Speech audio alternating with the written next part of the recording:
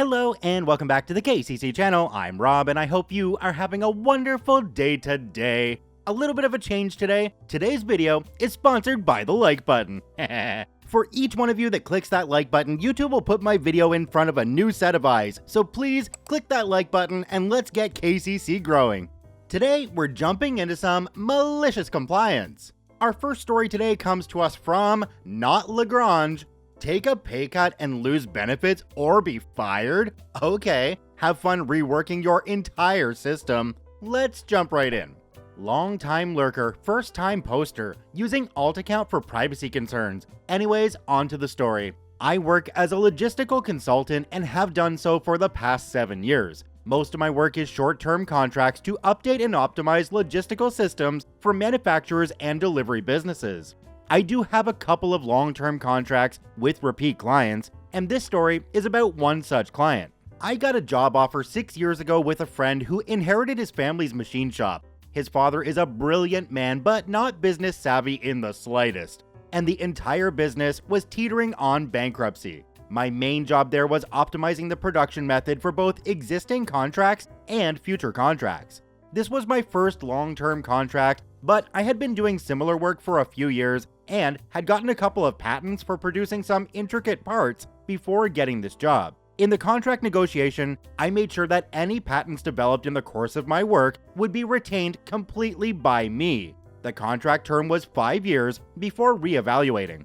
It took a lot of time and work, but the company became rather successful, especially considering the condition my friend inherited it. Then 2020 happened, and after about a year of trying to stay afloat, my friend sold to some entrepreneur who wanted to get into the industry.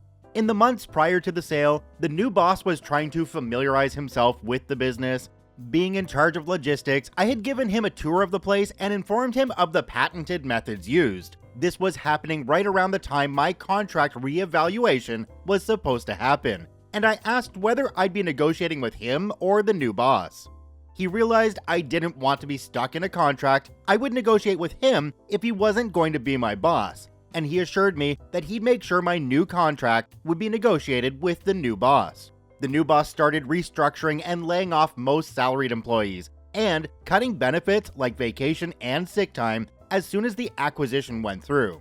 I was not a fan of this new boss since he, in addition to this, was a butt with zero experience and refused to acknowledge that fact. He did not understand what exactly my job was and thought it was unnecessary. I could tell he was just waiting for my contract negotiation. Fast forward about a month into the new regime and enter the crap show that was my negotiation. He was of the opinion that I was overpaid and inefficient. He all but said that I was unnecessary. My only options were to either essentially become a part-time contractor with an effective 70% cut to what I was making and none of my benefits, or be fired. When he gave me the ultimatum, I was beyond shocked. I immediately contacted my lawyer and he told me the contract was absolutely insulting. Needless to say, I chose option 2. Over the course of my time there, I had filed 2 patents that were extensively used by the company. With shorter contracts, I typically negotiate for better royalty rate than benefits or salary. But since this business was both with my friend and supposed to be long-term, I opted for negotiating benefits. About a week after the negotiations were completed, I told the new boss we'd need to discuss royalties before my term was officially over. He was not amused and was dismissive.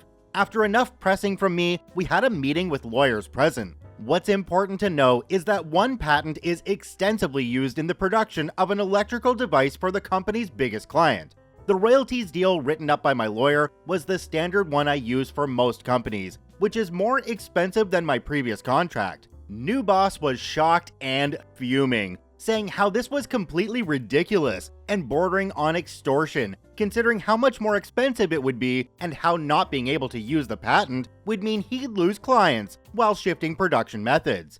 I told him that he had in total 6 months of time to figure out what it was that I did and to familiarize himself with the company and the fact that I had told him when I gave him the tour that I was the patent holder. He also could have asked for a quote and my usual rates. The first meeting ended very abruptly after this, and 3 days later, he came with an insulting counteroffer. where I'd be employed again, but with far less benefits than I originally had. I told him I don't want to work for him, and that he either pays my rate or change production methods. This would entail replacing a lot of tooling and equipment and retraining workers. He threatened to sue and got rather belligerent, so I told him I'd see him in court if that was the case. Otherwise, he knows my offer and has my contact info. He quickly realized that even in the unlikely event of the court deciding in his favor, that he'd still lose a lot of money in legal fees. After the meeting, I told my lawyer to draft a cease and desist and have it ready for when the contract expires.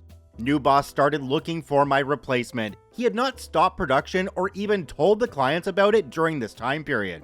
The day after my term ended, I sent the cease and desist letter and production stopped. He lost most clients, most employees just jumped ship, and last week declared bankruptcy.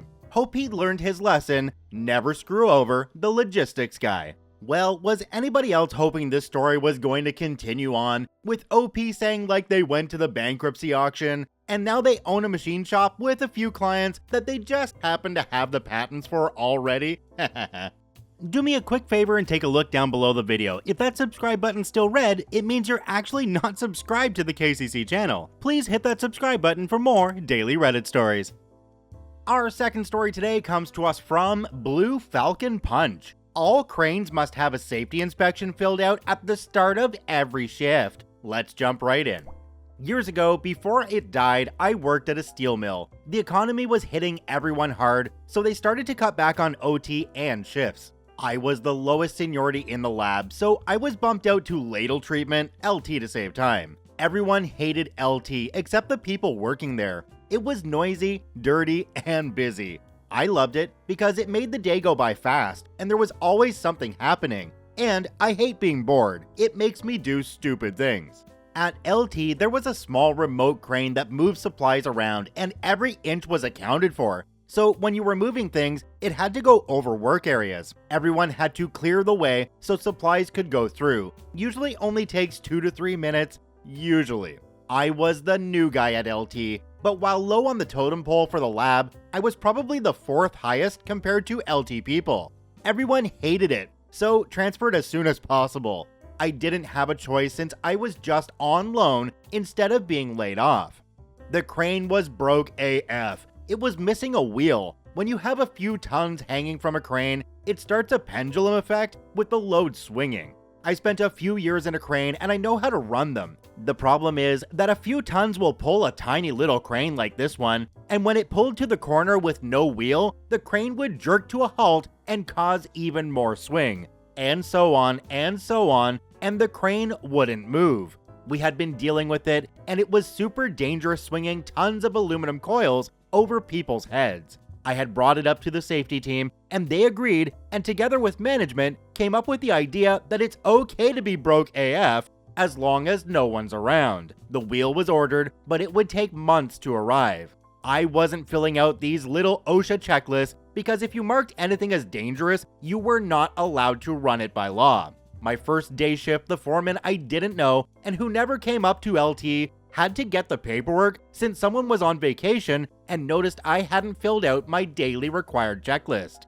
He starts getting in my face and telling me this and that like he normally would for a new guy at LT, fresh hire. He wasn't informed about me and he just didn't know who I was. All cranes must have a safety inspection filled out at the start of every shift, and he stormed out with a smug look and his yellow teeth. Okay, Mr. Man, you asked for it. I filled out the checklist with the red flagged items, do not use by law, and there was a comment section, okay to run per third shift foreman, and I signed it. Take that legality with you. I had been around long enough to know if you sign something, it's on your butt. I come in the next shift and the crew going home is just a buzz but won't come clean. Wait till the foreman gets here. Okay, I know it was going to do something. It turns out that the returning foreman just grabbed all the papers off the clipboard and dumped them on the general foreman's desk like every day. The GM saw what was on my checklist and knows it has to get turned into OSHA, and he tried his best to cover it up, but he couldn't make it go away because the checklist had 3 copies, his with OSHA, the safety team's, and mine. he couldn't make all 3 go away. OSHA lost their crap when the safety team turned in their copy. The regular foreman came up about lunchtime and wanted to talk to me, but we are busy, so I can't leave the station, and he has to do it in front of the 4 of us on crew. The wheel will be overnighted and repaired in 2 days. Don't put OK per foreman on the checklist. And was I a union lawyer? Well, no, I'm no lawyer, but I'm not stupid. If you force me to run this crane and force me to fill out the checklist, you get what you get. You and I both know this place can't run for 4 hours without that crane. I will run this crane as safe as I possibly can, but if I have to inspect it, I'll fail it. So now what? He just walked away, and that was the last time I heard about my daily checklist.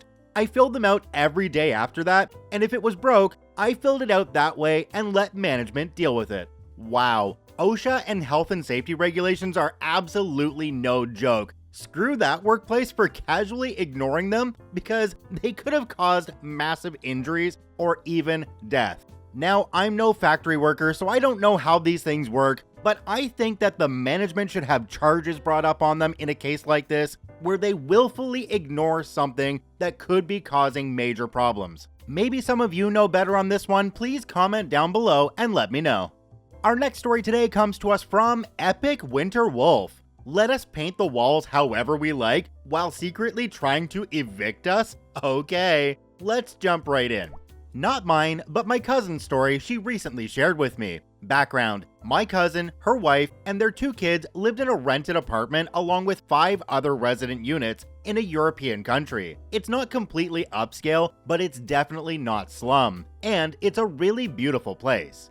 Their landlord decided to evict as many residents as he could so he could renovate and bump up the rent by 3 times. Pretty crappy. This all occurred starting back in September. Now, Scumlord, as my cousin passionately called him, had tried to keep it a secret, but another tenant who did work on the apartments for a reduced rent found paperwork when he was fixing a broken window at Scumlord's residence, a very, very nice house. He shared it with the other residents because that paperwork was drafts of eviction notices for random things. Example, pictures of the residents of apartment 3 have been leaving garbage in the hallway. According to my cousin who lived in apartment 3, they kept finding bags of garbage outside their door. Not theirs, but ones full of fast food takeout and very unsettling magazines. My cousin is a vegetarian. She and her wife try not to eat takeout. It's definitely not their garbage. But back to the story. Basically, my cousin, her wife, and the other residents came together in their courtyard and realized that their landlord was faking these sorts of things to get them all evicted, with photographic evidence. None of them were very happy, especially since one apartment was apparently being rented by couples who just had their first child. Another held an elderly couple who had nowhere else to go. 3 families, including my cousins, who'd been living there for over 10 years, and the maintenance guy who couldn't find anywhere closer to work and didn't have a car. And rent prices were already skyrocketing. These guys literally had nowhere else to go. Of course, they found this out while Scumlord was out of town, so they couldn't confront him. As they were stewing over this, my cousin's wife, let's call her Allie, had an idea.